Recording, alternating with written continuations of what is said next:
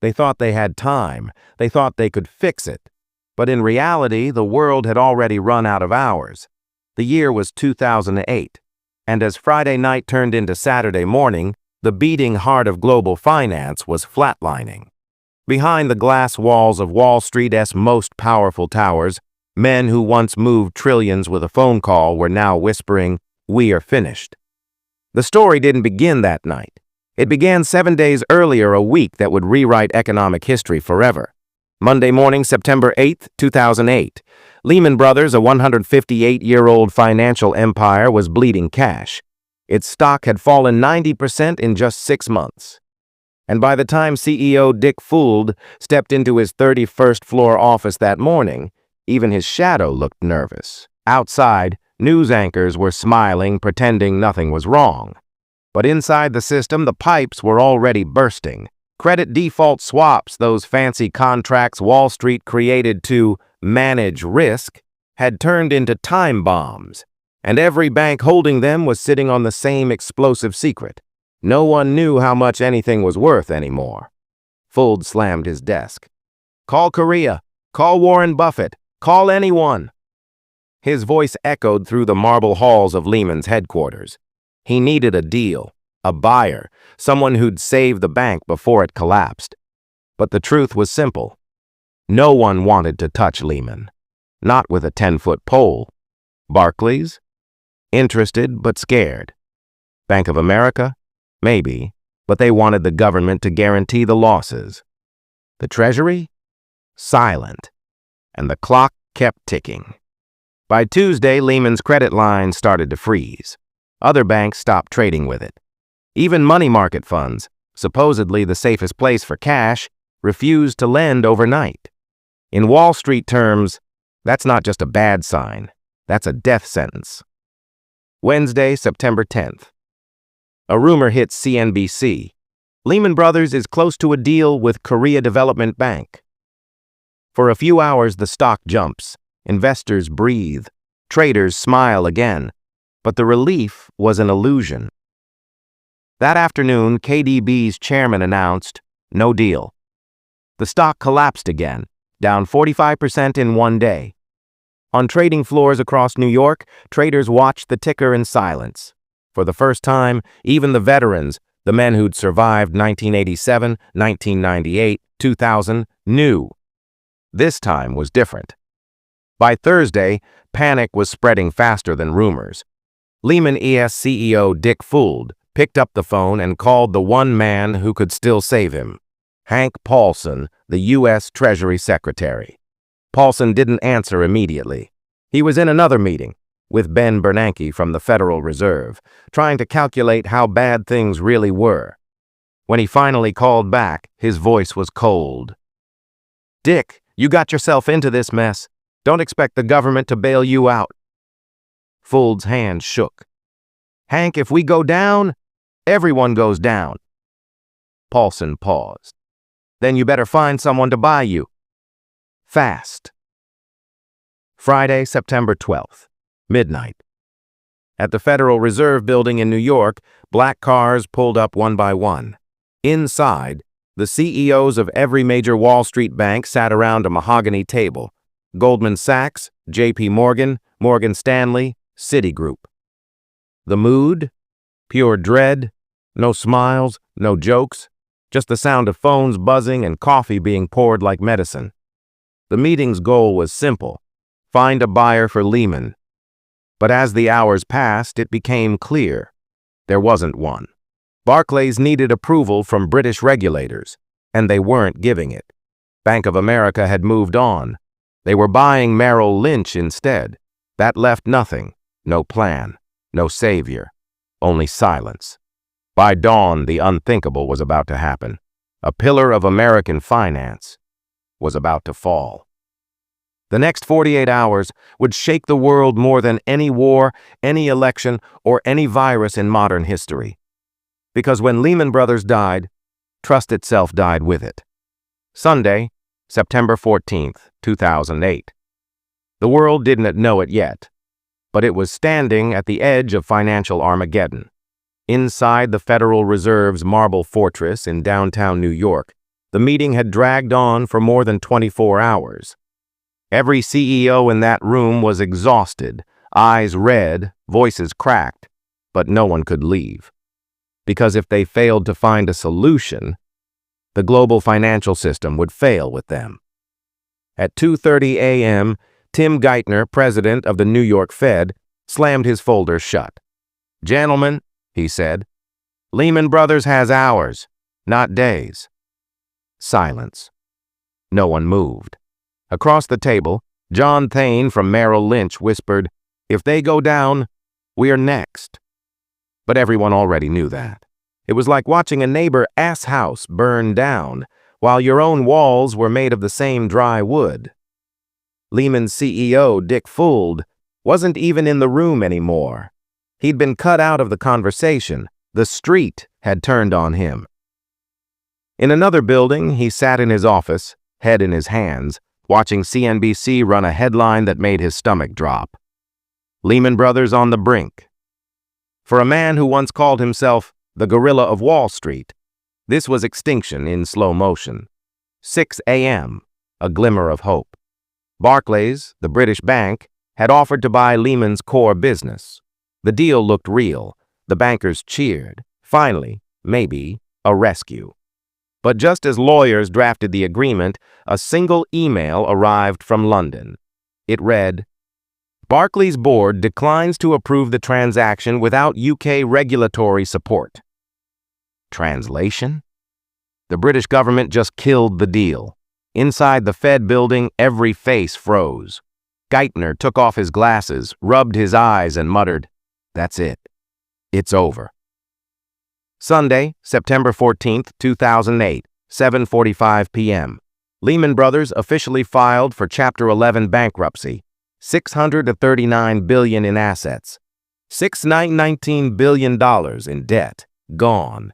It was the largest bankruptcy in U.S. history, dwarfing Enron, WorldCom, and every collapse before it. The shockwave hit instantly. In Tokyo, traders rushed to sell anything with the Lehman name. In London, phones rang non-stop.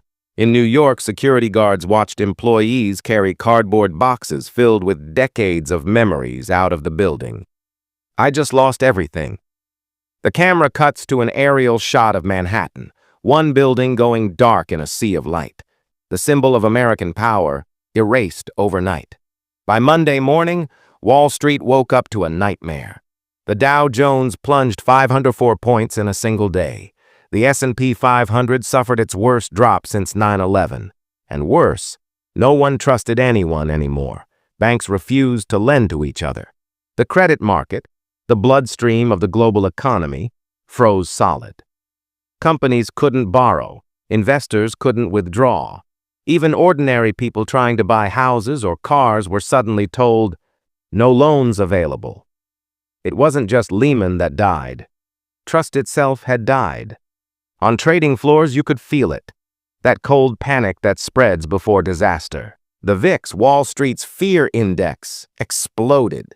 Traders were screaming. Phones were melting. CNBC anchors were shouting over each other, trying to explain the unexplainable. "This isn't just a bank collapse. It's a confidence collapse," one analyst yelled. And he was right. Once confidence disappears, money follows. The entire financial system is built on a single fragile idea: belief. Belief that when you put $1 in the bank, it'll still be there tomorrow.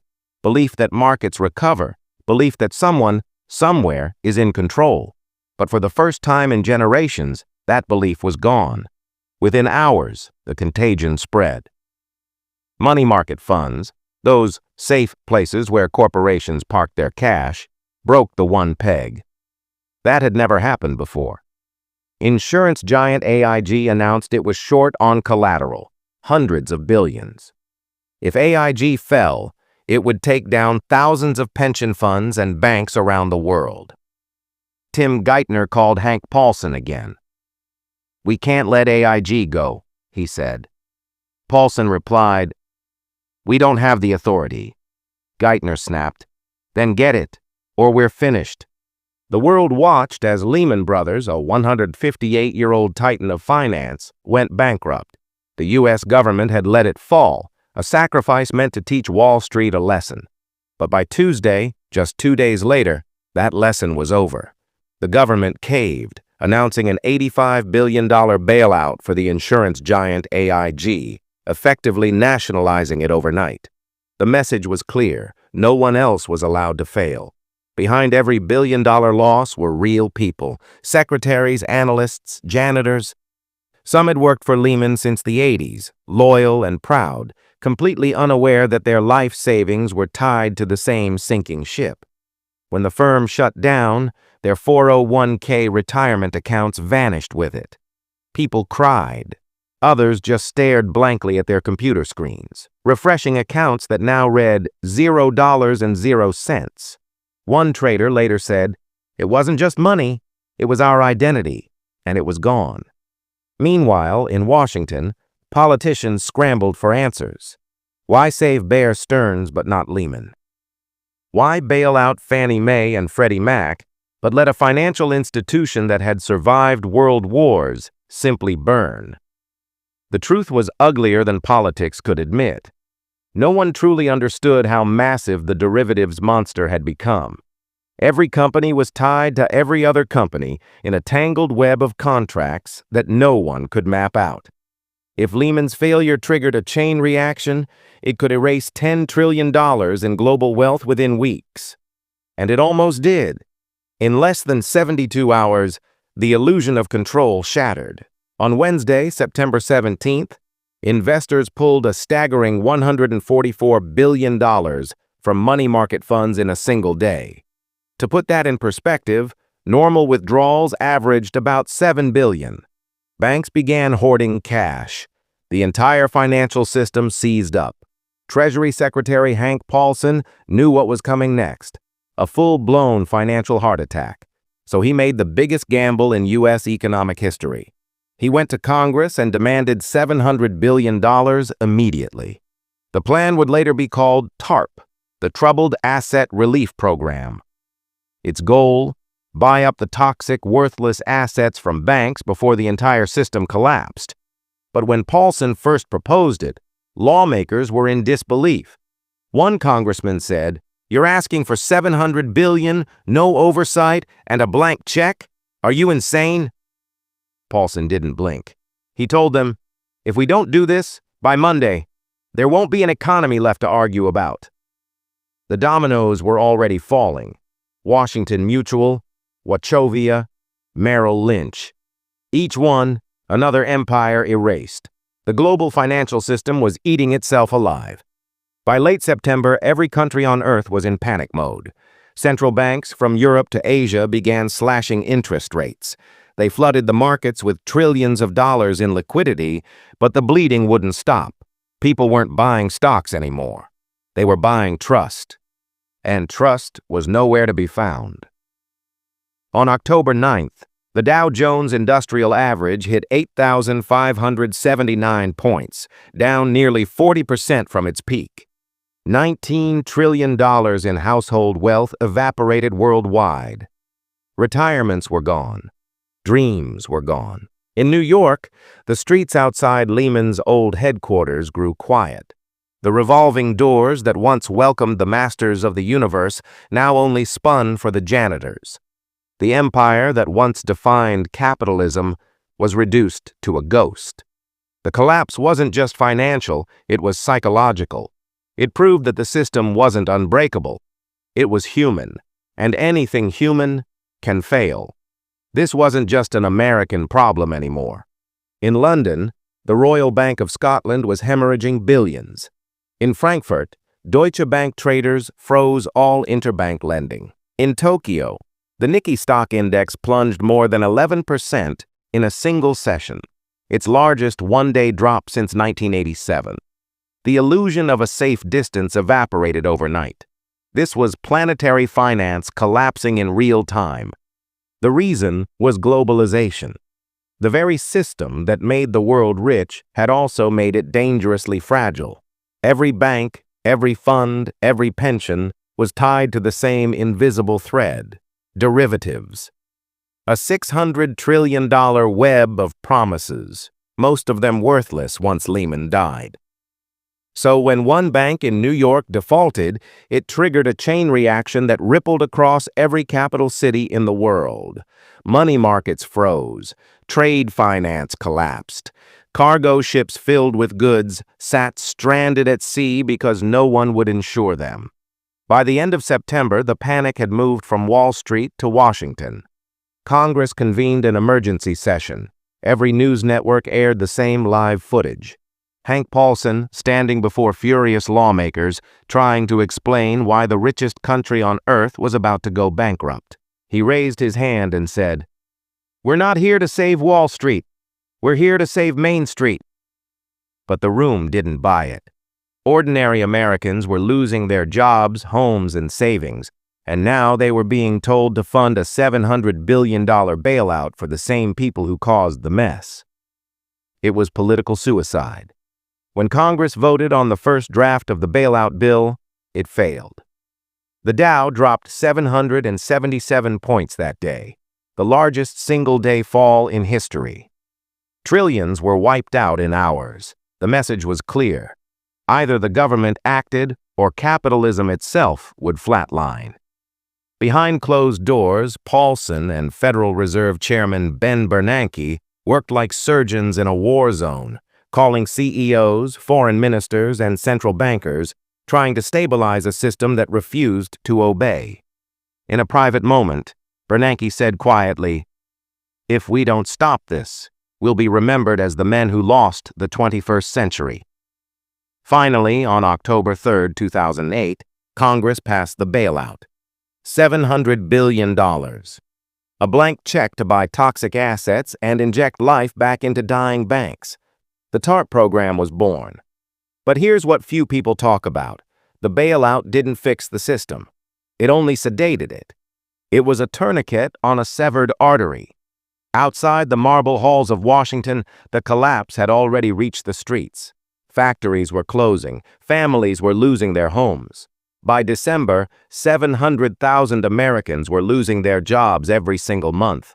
Unemployment soared past 10%. Entire towns went dark. In Nevada and Florida, brand new suburbs built during the housing boom were now ghost towns, empty streets, unfinished houses, and foreclosure signs fluttering in the wind. One journalist described it perfectly. It looked like civilization had paused mid-sentence. In Europe, the crisis mutated. Iceland's entire banking system collapsed, wiping out its economy in a week. In Greece, government deficits exploded. In Spain and Ireland, the housing markets imploded. By early 2009, the European Union was in full-blown financial contagion. The word austerity became the new religion. Governments cut spending, raised taxes, and told their citizens, "This is the price of survival." But survival for whom? The bankers or the people? The true cost of 2008 wasn't measured in dollars. It was measured in trust. Trust between citizens and their governments, between employees and employers, between people and the very idea of money. For the first time, an entire generation realized the system wasn't built to protect them. It was built to protect itself. And once that illusion cracked, something changed forever in the global psyche. People stopped believing in too big to fail. They started believing in never again. As the months dragged on, one man became the quiet architect of survival, Ben Bernanke. A scholar of the Great Depression, he knew history's pattern. First comes panic, then paralysis, then deflation, the slow death of demand. So he did something radical. He began creating money out of thin air. They called it quantitative easing. For the first time, the Federal Reserve started printing digital dollars to buy government bonds and mortgage securities, flooding the economy with liquidity. To the public, it looked like wizardry. To economists, it was a gamble with the future of capitalism itself. But it worked, temporarily. Markets stabilized. Credit started flowing again. And for the first time in months, Wall Street took a breath. But beneath the surface, nothing fundamental had changed. The same debt, the same derivatives, the same system built on leverage and illusion, it was all still there. waiting. By early 2009, a new mantra emerged: stimulus, rescue, reform. But while politicians promised reform, Wall Street had already moved on. Bonus checks returned. Stock options exploded. The same bankers who had begged for bailouts were now buying vacation homes again. The hypocrisy was breathtaking. An entire generation watched in disbelief as the architects of the collapse walked free, richer, untouchable, and unapologetic. Beneath the headlines, the emotional cost lingered. Divorce rates spiked. Depression rates doubled. Suicides linked to financial loss rose worldwide. It wasn't just markets that collapsed. It was meaning. Economists later called it the Great Recession. When the dust finally settled in 2009, the world wanted a villain to blame. They wanted names, faces, punishments, but the truth was far more unsettling. The real villain wasn't a person. It was a belief. The belief that markets could regulate themselves. That greed was just another word for progress. That risk could be engineered away by math and models. That illusion, that faith in the invisible hand, had just destroyed trillions of dollars and millions of lives. And yet, within a year, that same illusion was quietly reborn. By 2010, the financial system had healed, at least on paper. The stock market was rising again, banks were reporting profits, and governments proudly declared the recession is over. But what had really changed? The same banks were bigger than before. The same CEOs were back on magazine covers. The same leverage was creeping back into the system, just hidden under new acronyms. Only this time, the infection had gone deeper. To keep the machine alive, central banks cut interest rates to zero. Then they kept printing. Trillions of dollars, euros, yen, created out of nothing. Money was no longer earned. It was manufactured. And that changed everything. People looked around and saw recovery, but what they were really seeing was inflation in disguise. Stock prices soared not because of productivity, but because of liquidity. Asset values inflated like balloons, property, crypto, tech, all built on the same foundation of cheap money. The crash of 2008 didn't kill speculation. It taught it how to hide. Financial engineers didn't stop gambling, they just moved the casino underground. Shadow banking, private equity, derivatives written on top of derivatives, now even more complex, even less visible. And as the world clapped for its recovery, a quiet truth whispered beneath the surface. Nothing had been fixed. It had only been rebranded. The social damage of 2008 didn't fade, it fermented. Across the globe, trust in institutions collapsed. People realized the system wasn't broken, it was rigged. That the rules weren't the same for everyone. From the Occupy Wall Street movement to the Arab Spring, from Brexit to the rise of populism, the political chaos of the 2010s all began with one question: who really runs the world? The answer, of course, hadn't changed in centuries: the people who print the money.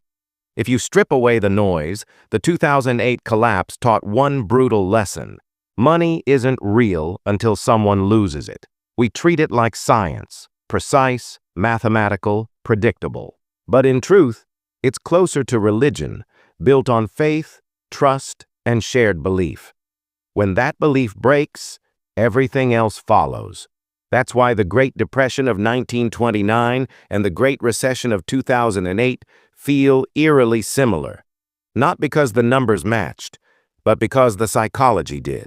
Greed, leverage, denial, collapse, different century, same pattern, same blindness.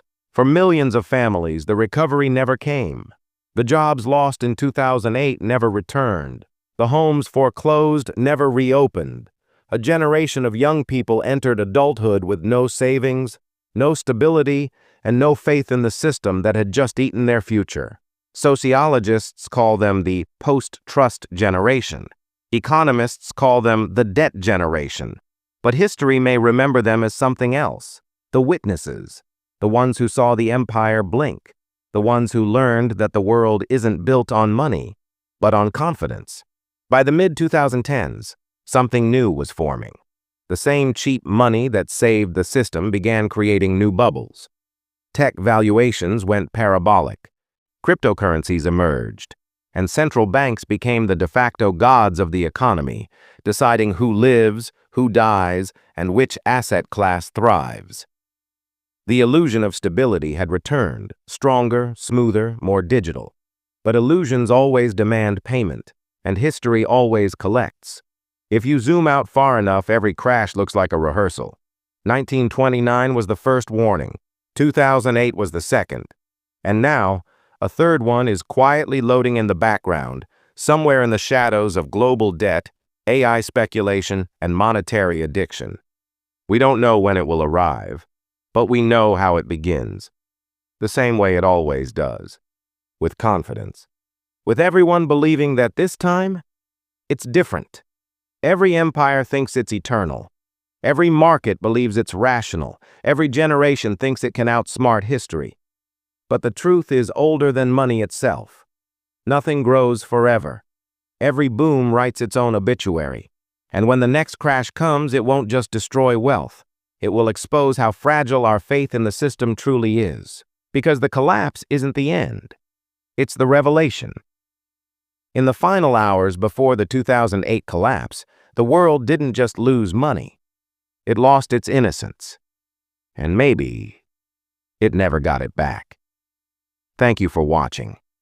If this story resonated with you, consider subscribing for more deep dives into the forces that shape our world.